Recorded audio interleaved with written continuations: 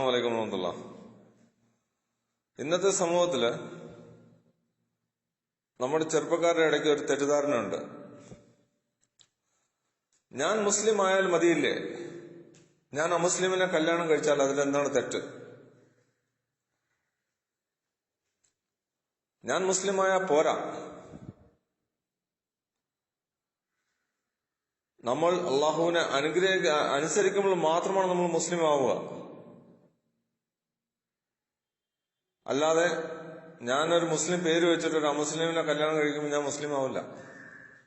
അള്ളാഹു കൃത്യമായിട്ട് പറഞ്ഞിട്ടുണ്ടല്ലോ ഖുറാനില് ആരെ കല്യാണം കഴിക്കാം, ആരെ കല്യാണം കഴിക്കരുതെന്നൊക്കെ. അതില് യൂത ക്രിസ്ത്യാനികളെ പോലും നമുക്ക് ഇന്നത്തെ അവസ്ഥയിൽ കല്യാണം കഴിക്കാൻ പാടില്ല. കാരണം അള്ളാഹു സുബ്ഹാനഹു വ തആല ഖുറാനിൽ പറയുന്നുണ്ട് നിങ്ങൾക്ക് അവരിൽ നിന്ന് സ്പൗസിനെ സ്വീകരിക്കാമെന്ന്. പക്ഷെ അത് ശരിയായ അഹ്ലുൽ കിതാബിന് മാത്രമാണ്. അവര് യേശുവിനെ ദൈവപുത്രനായിട്ട് കാണുന്നവരല്ല. ഇന്നത്തെ ക്രിസ്ത്യാനികൾ അല്ലെങ്കിൽ അവർ മുശ്രിക്കുകളാണ്. അവര് അള്ളാഹുവിന് സമന്മാരെ കൽപ്പിക്കുന്നവരാണ്. ജൂതന്മാരോ പറയുന്നുണ്ട്, അള്ളാഹു ഖുറാൻ തന്നെ പറയുന്നുണ്ട് അള്ളാഹുവിന് പുത്രനുണ്ടെന്ന് ജൂതന്മാരും അള്ളാഹുവിന്റെ പുത്രനാണ് യേശു എന്നും ജൂത ക്രിസ്ത്യാനികൾ പറയുന്നതെന്ന് അല്ലാഹു സുബ്ഹാനഹു വ തആല ഖുറാനിൽ പറയുന്നുണ്ട്. അപ്പോൾ നമുക്ക് അങ്ങനെ അവിശ്വാസിയായ ഒരാളെ കല്യാണം കഴിക്കാൻ നമുക്ക് അവകാശമില്ല. അതൊരു പക്ഷെ നമ്മൾ മതത്തിന് പുറത്തു വരെ കൊണ്ടുപോകും. കാരണം വെച്ച് കഴിഞ്ഞാൽ നമ്മൾ സിമ്പിളായിട്ടൊരു കാര്യം മനസ്സിലാക്കുക. അല്ലാഹു സുബ്ഹാനഹു വ തആല ശൈത്താനോട് ഒരേ ഒരു കാര്യം ചോദിച്ചുള്ളൂ. ശൈത്താനോട് പറഞ്ഞോ വേറെ എന്തെല്ലാം കാര്യം, അതല്ലാതെ ആദം അലൈഹിസ്സലാമിന് സുജൂദ് ചെയ്യാനാണ് പറഞ്ഞത്. അതനുസരിച്ചില്ല. ശൈത്താനും അള്ളാഹുവിന്റെ ദൈവം, അള്ളാഹു ദൈവമാണെന്ന് തന്നെ അംഗീകരിക്കുന്നുണ്ട്. 2-3 സ്ഥലങ്ങളിൽ അല്ലാഹു സുബ്ഹാനഹു വ തആല ഖുറാനിൽ പറയുന്നത് ശൈത്താൻ അള്ളാഹിനെ പേടിയാന്നുള്ള കാര്യം ഖുറാനിൽ പറയുന്നുണ്ട്. അള്ളാഹു ദൈവമെന്ന് ശൈത്താൻ നന്നായിട്ട് അറിയാം. പക്ഷെ ശൈത്താൻ ചെയ്ത എന്താണ്? അനുസരണക്കേട്. ആദം നബി അലൈഹിസ്സലാം അള്ളാഹുവിനെ മാത്രമാണ് ആരാധിച്ചത്, അള്ളാഹുവിനോട് മാത്രമാണ് ചോദിച്ചത്. പക്ഷെ ആദം അലൈഹിസ്സലാം ചെയ്ത തെറ്റെന്ന് അള്ളാഹുവിനെ അനുസരണക്കേട് കാണിച്ചു. പക്ഷെ ആദം നബി തൗബ ചെയ്തു, അള്ളാഹ് പുറത്തു കൊടുത്തു. ഇബ്ലീസ് തൗബ ചെയ്തില്ല. അത് ഇന്നും ഇബ്ലീസ് ശൈത്താനായി തുടരുന്നു. അപ്പോൾ നമ്മൾ ഈ കാര്യം മനസ്സിലാക്കണം. നമുക്ക് നമ്മുടേതായ നിയമങ്ങൾ നമുക്ക് കൊണ്ടുവരാൻ ഇസ്ലാം അവകാശമില്ല. അള്ളാഹു പറഞ്ഞ കാര്യങ്ങൾ മാത്രമാണ് നമ്മൾ ജീവിതത്തിൽ അനുസരിക്കണം. അപ്പോൾ നമ്മൾ മുസ്ലിമാവും. അപ്പോൾ ഇൻഷാ അല്ലാഹ് നിങ്ങളെല്ലാവരും സത്യവിശ്വാസിയെ മാത്രം വിവാഹം കഴിക്കുക. നല്ല ദീനുള്ളവരെ മാത്രം വിവാഹം കഴിക്കുക. കാരണം എന്താ വെച്ച് കഴിഞ്ഞാൽ അതേ പരലോകത്ത് ഉപയോഗപ്പെടുകയുള്ളൂ.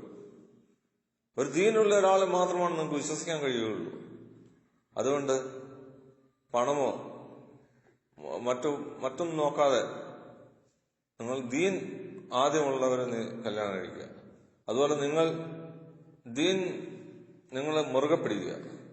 കാരണം ഒരുപക്ഷെ അതായിരിക്കും നിങ്ങളുടെ ജീവിതത്തിൽ നിങ്ങൾക്ക് ഏറ്റവും അനുഗ്രഹം ചെയ്യാൻ പോകുന്നത്. നിങ്ങളെല്ലാം അനുഗ്രഹം ചെയ്തിട്ടുണ്ടാവും, അല്ലാഹു സുബ്ഹാനഹു വ തആല ചെയ്തിട്ടുണ്ടാവും. പക്ഷേ നിങ്ങൾക്ക് കിട്ടാൻ പോകുന്ന അനുഗ്രഹങ്ങൾ അള്ളാഹുവിന്റെ കാരുണ്യം കൊണ്ടാണ് ഇനി കിട്ടാൻ പോകുന്നത്. അപ്പൊ അതുകൊണ്ട് കിട്ടിയതും കിട്ടാത്തതും എല്ലാ അനുഗ്രഹവും അള്ളാഹുവിൽ നിന്ന് തന്നെയാണ്. അപ്പോൾ അള്ളാഹു ഉദ്ദേശിച്ച കാര്യങ്ങൾ ഇതാകാൻ വേണ്ടി ദീൻ മുറുകെ പിടിക്കുക. ഖുർആൻ മനുഷ്യ സമൂഹത്തിന് ഒരു ക്രൈറ്റീരിയയാണ്. അത് നമ്മൾ മനസ്സിലാക്കണം. ഖുർആൻ മനസ്സിലാക്കാത്ത ഒരാൾക്ക് സത്യവിശ്വാസിയാകാൻ കഴിയില്ല. അത് ഉറപ്പാണ്, 100% ഉറപ്പാണ്. ഖുർആൻ അറിയാത്ത ഒരാൾക്ക് ഇസ്ലാം ഒരു സത്യവിശ്വാസിയാകാൻ ഒരിക്കലും കഴിയില്ല. സൂറ 20 വേഴ്സ് 100, 101, സൂറ 20 വേഴ്സ് 124, 125. അല്ലാഹു സുബ്ഹാനഹു വ തആല പറഞ്ഞ ആര് ഈ വേദഗ്രന്ഥം വിട്ടിട്ട് ജീവിക്കുന്ന അവർക്ക് ഇടുങ്ങിയ ജീവിതം ഉണ്ടാവും, അവരെ അന്ധരായി എഴുന്നേൽപ്പിച്ച് നരകത്തിലാക്കുമെന്ന് ഖുർആൻ ഈ വാചകങ്ങൾ കൂടി പറയുന്നു.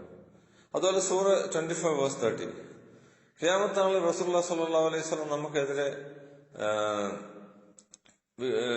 വിറ്റ്നസ് നൽകും.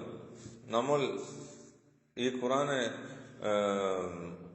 ഖുറാനെ വിട്ടുപോയി, ഖുറാനെ നമ്മൾ ഉപേക്ഷിച്ചു എന്നുള്ള ഒരു വിറ്റ്നസ് നമുക്കെതിരെ പറയുന്നു ഖുർആൻ പറയുന്നുണ്ട്. അപ്പൊ അതുകൊണ്ട് ഖുർആൻ മനസ്സിലാക്കി റസൂലുള്ളാഹി സ്വല്ലല്ലാഹു അലൈഹി വസല്ലം പഠിപ്പിച്ച അതേ ജീവിതത്തിൽ ആ ഒരു ജീവിത മാർഗത്തിൽ മുന്നോട്ട് പോവുക. ഇൻഷാ അല്ലാഹ് നമ്മൾ പരലോകത്തിൽ വിജയികളാവും. ജസാക്കല്ലാഹു ഖൈർ. അസ്സലാമു അലൈക്കും.